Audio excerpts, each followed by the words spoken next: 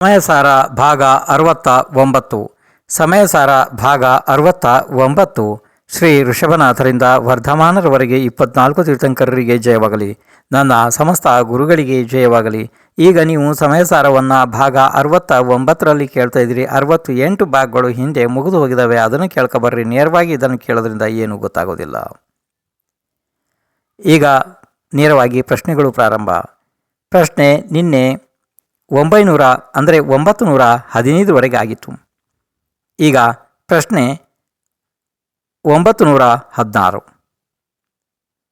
ಅಧ್ಯಾವಸಾನಗಳಿಂದ ಜೀವನು ತನ್ನನ್ನು ಏನೆಂದು ತಿಳಿಯುತ್ತಾನೆ? ಪ್ರಶ್ನೆಯನ್ನು ಇನ್ನೊಂದು ಸಲ ಕೇಳ್ರಿ. ಪ್ರಶ್ನೆ 916. ಅಧ್ಯಾವಸಾನಗಳಿಂದ ಜೀವನು ತನ್ನನ್ನು ಏನೆಂದು ತಿಳಿಯುತ್ತಾನೆ ಅಥವಾ ತನ್ನ ಆತ್ಮನ ಪರಿಣಾಮ ಯಾವ ರೀತಿಯಾಗಿ ಮಾಡುತ್ತಾನೆ? ಇದಕ್ಕೆ ಉತ್ತರ ಸ್ವರೂಪವಾಗಿ ಆಚಾರ್ಯ ಶ್ರೀ ಕುಂದಗುಂದರು ಸಮಯಸಾರ ಮಹಾಶಾಸ್ತ್ರದ ಬಂಧ ಅಧಿಕಾರದ ಗಾತ ಸಂಖ್ಯೆ 268 ಮತ್ತು 269 ಈ ಎರಡು ಗಾಥೆಗಳನ್ನು ಒಂದೇ ಸ್ಥಳದಲ್ಲಿ ಹೇಳೋರಿದ್ದಾರೆ, ಕೇಳಿರಿ. ಸವ್ವೇ ಖರೇದಿ ಜೀವೋ ಅಜ್ಜಾವಸಾಣೇನ ತಿರಿಯಣೇರ ಈಯೇ ದೇವಾಮಣುಯೇ ಯಾ ಸವ್ವೇ ಪುಣ್ಣಂ ಪಾವಂಚಣೇಯವಿಹಂ ಧಮ್ಮಂ ಚತಃ ಜೀವಾ ಜೀವೇ ಅಲೋಗಲೋಗಂಚಾಂ ಸವ್ವೇ ಕರೇದಿ ಜೀವೋ ಅಜ್ಜಾವಸಾಣೇನ ಅಪ್ಪಾಣಂ. ಈಗ ಈ ಗಾಥೆಯ ಅರ್ಥಗಳನ್ನು ಹೇಳುತ್ತಾರೆ, ಕೇಳಿರಿ. ಈ ಜೀವನು ಅಧ್ಯಾವಸಾನದಿಂದ ಎಲ್ಲ ತಿರಿಯಂಚ, ನರಕ, ದೇವ, ಮನುಷ್ಯ ಎಲ್ಲ ಪರ್ಯಾಯಗಳನ್ನು ಸ್ವತಃ ಮಾಡುತ್ತಾನೆ ಮತ್ತು ಅನೇಕ ಪ್ರಕಾರದ ಪುಣ್ಯ ಪಾಪಗಳನ್ನು ಸ್ವತಃ ಮಾಡುತ್ತಾನೆ. ತಥಾ ಧರ್ಮ, ಅಧರ್ಮ, ಜೀವ, ಅಜೀವ ಮತ್ತು ಅಲೋಕ, ಲೋಕ ಈ ಎಲ್ಲವುಗಳಿಗೆ ಜೀವನು ಅಧ್ಯಾವಸಾನದಿಂದ ಆತ್ಮಸ್ವರೂಪ ಮಾಡುತ್ತಾನೆ. ಇದು ಗಾಥೆಯ ಅರ್ಥವನ್ನು ಹೇಳಿದರು ಅಲ್ಲವೇ? ಇನ್ನು ಮುಂದೆ ಪ್ರಶ್ನೆ 917. ಗಾಥಾ 268 ಮತ್ತು 269ರ ಟೀಕಾ ಅರ್ಥವು ಏನು ಇದೆ? ಸ್ವಲ್ಪ ವಿಸ್ತಾರವಾಗಿ ಇರೋದ್ರಿಂದ ಸಮಾಧಾನದಿಂದ ಕೇಳ್ರಿ. ನಿಮಗೆ ಇದು ಅರ್ಥ ಆಗಬಹುದು, ಇಲ್ಲಾಂದರೆ ಬೇರೆ ರೂಪದಲ್ಲಿ ಹೇಳ್ತೀನಿ. ಈಗ ಉತ್ತರ ಪ್ರಾರಂಭ. ಈ ಆತ್ಮನು ಪೂರ್ವೋಕ್ತ ಕ್ರಿಯೆಗಳಿಂದ, ಅಂದರೆ ಹಿಂದೆ ಹೇಳಿದ ಕ್ರಿಯೆಗಳಿಂದ, ಈ ಆತ್ಮನು ಪೂರ್ವೋಕ್ತ ಕ್ರಿಯೆಗಳಿಂದ ಯುಕ್ತನಾದವನು ಹಿಂಸೆಯ ಅಧ್ಯಾವಸಾನದಿಂದ ತನ್ನನ್ನು ಹಿಂಸಕನೆಂದು ತಿಳಿಯುತ್ತಾನೆ. ಅಹಿಂಸೆಯ ಅಧ್ಯಾವಸಾನದಿಂದ ತನ್ನನ್ನು ಅಹಿಂಸಕನಾಗಿ ಮಾಡುತ್ತಾನೆ. ತಥಾ ಅನ್ಯ ಅಧ್ಯಾವಸಾನಗಳಿಂದ ಅನೇಕ ಪ್ರಕಾರ ಮಾಡುತ್ತಾನೆ. ಅದೇ ಪ್ರಕಾರ ಉದಯದಲ್ಲಿ ಬಂದಂತಹ ನಾರಕೀಯ ಅಧ್ಯಾವಸಾನದಿಂದ ತನ್ನನ್ನು ನಾರಕಿಯನ್ನಾಗಿ ಮಾಡುತ್ತಾನೆ. ಅದೇ ಪ್ರಕಾರ ಉದಯದಲ್ಲಿ ಬಂದಂತಹ ತಿರ್ಯಂಚದ ಅಧ್ಯಾವಸಾನದಿಂದ ತನ್ನನ್ನು ತಿರ್ಯಂಚನನ್ನಾಗಿ ಮಾಡುತ್ತಾನೆ. ಅದೇ ಪ್ರಕಾರ ಉದಯದಲ್ಲಿ ಬಂದಂತಹ ಮನುಷ್ಯನ ಅಧ್ಯಾವಸಾನದಿಂದ ತನ್ನನ್ನು ಮನುಷ್ಯನನ್ನಾಗಿ ಮಾಡುತ್ತಾನೆ. ಅದೇ ಪ್ರಕಾರ ಉದಯದಲ್ಲಿ ಬಂದಂತಹ ದೇವನ ಅಧ್ಯಾವಸಾನದಿಂದ ತನ್ನನ್ನು ದೇವನನ್ನಾಗಿ ಮಾಡುತ್ತಾನೆ. ಅದೇ ಪ್ರಕಾರ ಉದಯದಲ್ಲಿ ಬಂದಂತಹ ಯಾವುದು ಸುಖ ಆದಿ ಪುಣ್ಯದ ಅಧ್ಯಾವಸಾನ ಇದೆಯೇ ಅದರಿಂದ ಪುಣ್ಯ ರೂಪ ತನ್ನನ್ನೇ ಮಾಡುತ್ತಾನೆ. ಅದರಂತೆ ಉದಯದಲ್ಲಿ ಬಂದಂತಹ ದುಃಖ ಆದಿ ಪಾಪದ ಅಧ್ಯಾವಸಾನದಿಂದ ತನ್ನನ್ನು ಪಾಪರೂಪ ಮಾಡುತ್ತಾನೆ. ಅದೇ ಪ್ರಕಾರ ಜ್ಞಾನದಲ್ಲಿ ಬಂದಂತಹ ಧರ್ಮದ ಅಧ್ಯಾವಸಾನದಿಂದ ತನ್ನನ್ನು ಧರ್ಮರೂಪ ಮಾಡುತ್ತಾನೆ. ಅದೇ ಪ್ರಕಾರ ಜ್ಞಾನದಲ್ಲಿ ಬಂದಂತಹ ಅಧರ್ಮದ ಅಧ್ಯಾವಸಾನದಿಂದ ತನ್ನನ್ನು ಅಧರ್ಮರೂಪ ಮಾಡುತ್ತಾನೆ. ಮತ್ತು ಜ್ಞಾನದಲ್ಲಿ ಬಂದಂತಹ ಪುದ್ಗಲದ ಅಧ್ಯಾವಸಾನದಿಂದ ತನ್ನನ್ನು ಪುದ್ಗಲ ರೂಪವನ್ನಾಗಿ ಮಾಡುತ್ತಾನೆ. ಮತ್ತು ಜ್ಞಾನದಲ್ಲಿ ಬಂದಂತಹ ಲೋಕಾಕಾಶದ ಅಧ್ಯಾವಸಾನದಿಂದ ತನ್ನನ್ನು ಲೋಕಾಕಾಶ ರೂಪವಾಗಿ ಮಾಡುತ್ತಾನೆ. ಮತ್ತು ತನ್ನ ಜ್ಞಾನದಲ್ಲಿ ಬಂದಂಥ ಅಲೋಕಾಕಾಶದ ಅಧ್ಯಾವಸಾನದಿಂದ ತನ್ನನ್ನು ಎಲ್ಲ ಸ್ವರೂಪ ತಿಳಿಯುತ್ತಾನೆ. ಅಂದರೆ ಇವೆಲ್ಲ ಅಧ್ಯಾವಸಾನಗಳಿಂದ ಜೀವ ತನ್ನನ್ನು ಈ ರೀತಿ ಎಲ್ಲ ತಿಳಿತಾ ಹೋಗುತ್ತಾನೆ. ಇನ್ನು ಪ್ರಶ್ನೆ 918, ಅಧ್ಯಾವಸಾನಗಳಲ್ಲಿ ಜೀವನ ವ್ಯವಹಾರವು ಹೇಗೆ ಇರುತ್ತದೆ? ಇದು ನೋಡಿ, ಈಗ ಗೊತ್ತಾಯ್ತಲ್ಲ, ಅಧ್ಯಾವಸಾನಗಳಲ್ಲಿ ಜೀವನ ಯಾವ ರೀತಿ ವ್ಯವಹಾರ ಇರ್ತದೆ ಅಂಥೇಳಿ. ಉತ್ತರ ಕೇಳ್ರಿ. ಈ ಅಧ್ಯಾವಸಾನವು ಅಜ್ಞಾನ ರೂಪವಿದೆ. ಅದರಿಂದ ತನ್ನ ಸತ್ಯ ರೂಪವನ್ನು ಅವನು ತಿಳಿಯುವುದಿಲ್ಲ. ಆತ್ಮನು ತನ್ನನ್ನು ಅನೇಕ ರೂಪ ಮಾಡುತ್ತಾನೆ. ಅವು ಎಲ್ಲ ತಾನೇ ಎಂದು ತಿಳಿದು ವ್ಯವಹಾರ ಮಾಡುತ್ತಾನೆ. ಇನ್ನು ಮುಂದೆ ಇದು ನಿಮಗೆ ಸಾಮಾನ್ಯವಾಗಿ ಅರ್ಥ ಆಗಿರ್ಬೋದು ಅಂತದೆ ನನಗೆ. ಇನ್ನು ಮುಂದೆ ಪ್ರಶ್ನೆ 919, ಯಾರಿಗೆ ಅಧ್ಯಾವಸಾನಗಳು ಇರುವುದಿಲ್ಲ? ಇದು ಪ್ರಶ್ನೆ ಗೊತ್ತಾಯ್ತಪ್ಪ. ಅಂದರೆ ಯಾರಿಗೆ ಅಧ್ಯಾವಸಾನಗಳು ಇರುವುದಿಲ್ಲ? ಇದಕ್ಕೆ ಉತ್ತರ ರೂಪವಾಗಿ ಆಚಾರ್ಯ ಶ್ರೀ ಕುಂದಕುಂದರು ಸಮಯಸಾರ ಮಹಾಶಾಸ್ತ್ರದ ಬಂಧ ಅಧಿಕಾರದ ಗಾತ ಸಂಖ್ಯೆ 270 ಹೇಳುತ್ತಾರೆ, ಕೇಳಿರಿ. ಏದಾಣಿ ನತ್ತೇಜಸಿಂ ಅಜ್ಜಾವಸಾಣಾಣಿ ಏವಮಾದೀನಿ ತೇ ಅಸುಹೇಣ ಸುಹೇಣ ವಾ ಕಮ್ಮೇಣ ಮುನೀಣ ಲಿಪ್ಪಂತೆ. ಈಗ ಈ ಗಾಥೆಯ ಅರ್ಥವನ್ನು ಹೇಳುತ್ತಾರೆ, ಕೇಳಿರಿ. ಹೀಗೆ ಅನ್ಯವೂ ಕೂಡ ಅಧ್ಯಾವಸಾನ ಯಾರಿಗೆ ಇಲ್ಲವೇ ಇಲ್ಲ, ಆ ಮುನಿರಾಜರು ಅಶುಭ ಅಥವಾ ಶುಭ ಕರ್ಮದಿಂದ ಲಿಪ್ತ ಆಗುವುದಿಲ್ಲ. ಇದು ಗಾಥೆಯ ಅರ್ಥ ಆಯಿತು. ಪ್ರಶ್ನೆ 920, ಗಾಥ ಸಂಖ್ಯೆ 270ರ ಟೀಕಾ ಅರ್ಥವು ಏನು ಇದೆ? ಇದು ಒಂದು ಸ್ವಲ್ಪ ವಿಸ್ತಾರವಾಗಿ ಇರೋದ್ರಿಂದ ಸಮಾಧಾನವಾಗಿ ಕೇಳ್ರಿ. ಪೂರ್ವೋಕ್ತ ಅಂದರೆ ಹಿಂದೆ ಹೇಳಿದ ಪೂರ್ವೋಕ್ತ ಅಧ್ಯಾವಸಾನಗಳು 3 ಪ್ರಕಾರದವು ಇದೆ: ಅಜ್ಞಾನ, ಆದರ್ಶನ, ಅಚಾರಿತ್ರ್ಯ. ಇವು ಎಲ್ಲವೂ ಶುಭ ಅಶುಭ ಕರ್ಮಬಂಧದ ನಿಮಿತ್ತಗಳು ಇವೆ. ಕಾರಣ ಇವು ಎಲ್ಲವೂ ಸ್ವಯಂ ಅಜ್ಞಾನಾದಿ ರೂಪಗಳೇ ಇವೆ. ಹೇಗೆ ಇರುತ್ತವೆ ಎಂಬುದನ್ನು ಈಗ ಹೇಳುತ್ತಾರೆ. ಈ ಪರಜೀವವನ್ನು ನಾನು ಕೊಲ್ಲುತ್ತೇನೆ ಇತ್ಯಾದಿ ಅಧ್ಯಾವಸಾನಗಳು ಇವೆ. ಅವು ಅಜ್ಞಾನ ಆದಿ ರೂಪ ಇವೆ. ಕಾರಣ ಆತ್ಮನಂತೂ ಒಬ್ಬ ಜ್ಞಾಯಕನಿದ್ದಾನೆ. ಆ ಜ್ಞಾಯಕತ್ವದಿಂದ ಜ್ಞಪ್ತಿ ಕ್ರಿಯೆ ಮಾತ್ರ ಇದೆ. ಅದರಿಂದ ಸದ್ರೂಪ ದ್ರವ್ಯ ದೃಷ್ಟಿಯಿಂದ ಯಾರಿಂದಲೂ ಉತ್ಪನ್ನವಾಗದಂಥ ನಿತ್ಯ ಸ್ವರೂಪ ತಿಳಿಯುವ ಕ್ರಿಯೆಯುಳ್ಳವನೇ ಇದ್ದಾನೆ. ಕೊಲ್ಲುವ, ಘಾತ ಮಾಡುವ ಆದಿ ಕ್ರಿಯೆಗಳು ರಾಗದ್ವೇಷಗಳ ಉದಯದಿಂದ ಆಗುತ್ತದೆ.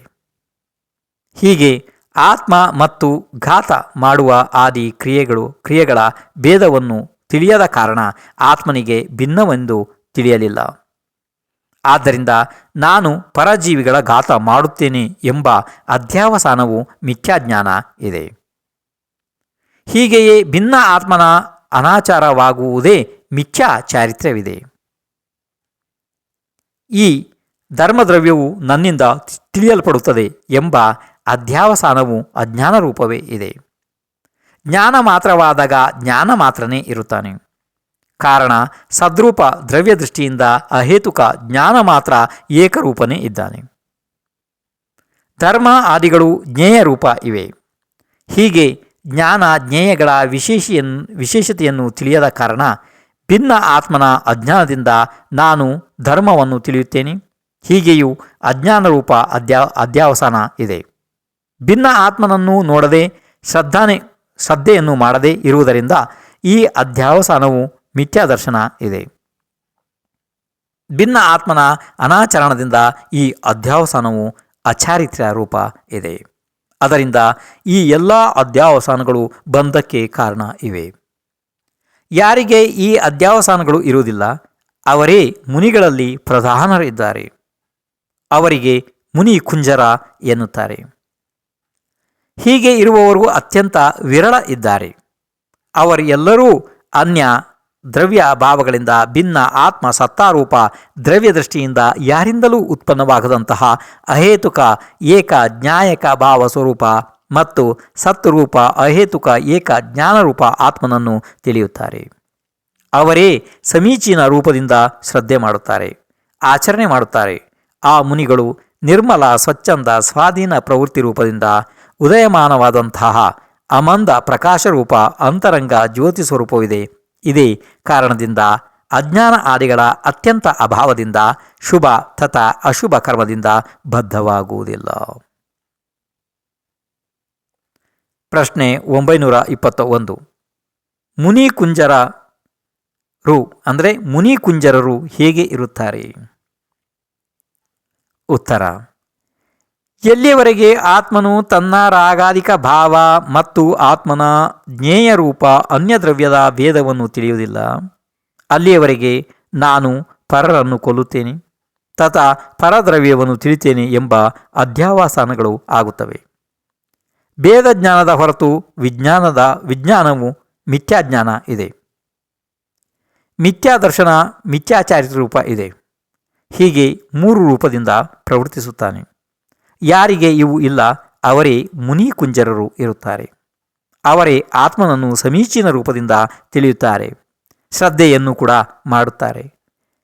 ಅದೇ ರೀತಿ ಸಮ್ಯಕ್ ಆಚರಣೆ ಕೂಡ ಮಾಡುತ್ತಾರೆ.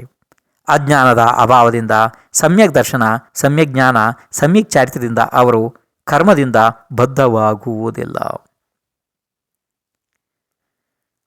ಪ್ರಶ್ನೆ 922.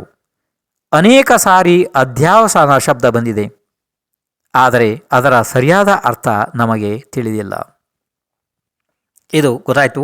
ಈಗ ಯಾಕೆಂದರೆ ನಿಮಗೆ ಒಂದು 8-10 ಭಾಗಗಳಲ್ಲಿ ಇಲ್ಲಿ ಎಲ್ಲನೂ ಅಧ್ಯಾವಸಾನ ಅಥವಾ ಅಧ್ಯಾವಸಾಯ ಹೀಗೆ ಅನೇಕ ಸಾರಿ 40-50 ಸಾರಿ ಬಂದು ಹೋಯ್ತಿದಲ್ವ, ಜಾಸ್ತಿನೇ ಆಗಿರಬೇಕಲ್ವ ಇಷ್ಟೊತ್ತಿಗೆ? ಹೌದು. ಆದರೆ ಇಲ್ಲಿ ಪ್ರಶ್ನೆ ಏನು ಅಂತಂದರೆ, ಅನೇಕ ಸಾರಿ ಅಧ್ಯಾವಸಾನ ಶಬ್ದ ಬಂದಿದೆ, ಅದರ ಸರಿಯಾದ ಅರ್ಥ ನಮಗೆ ತಿಳಿಯಲಿಲ್ಲ. ಅದಕ್ಕೋಸ್ಕರ ಆಚಾರ್ಯ ಶ್ರೀ ಕುಂದಕುಂದರು ಸಮಯಸಾರ ಮಹಾಶಾಸ್ತ್ರದ ಬಂಧ ಅಧಿಕಾರದ ಗಾತ ಸಂಖ್ಯೆ 271 ಹೇಳುತ್ತಾರೆ, ಕೇಳಿರಿ. ಬುದ್ಧಿ ವವಸಾವೋವಿ ಯಾ ಅಜ್ಜಾವಸಾಣ ಮದಿಯ ವಿಣ್ಣಾಣಂ ಎಕ್ಕಟ್ಟ ಮೇವ ಸವ್ವಂ ಚಿತ್ತಂ ಭಾವೋ ಯಾ ಪರಿಣಾಮೋ. ಈಗ ಈ ಗಾಟೆಯ ಅರ್ಥವನ್ನು ಹೇಳುತ್ತಾರೆ, ಕೇಳಿರಿ. ಬುದ್ಧಿ, ವ್ಯವಸಾಯ ಮತ್ತು ಅಧ್ಯಾವಸಾನ ಮತ್ತು ಮತಿ, ವಿಜ್ಞಾನ, ಚಿತ್ತ, ಭಾವ ಮತ್ತು ಪರಿಣಾಮ ಇವು ಎಲ್ಲವೂ ಏಕಾರ್ಥವೇ ಇದ್ದಾವೆ. ಕೇವಲ ನಾಮಭೇದವಿದೆ. ಇವುಗಳ ಅರ್ಥವು ಒಂದೇ ಇದೆ.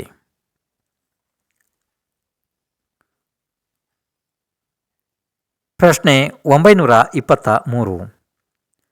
ಅಧ್ಯಾವಸಾನದ ಅಥವಾ ಅಧ್ಯಾವಸಾಯದ ಸಮಾನಾರ್ಥಕ ಶಬ್ದಗಳು ಯಾವುವು?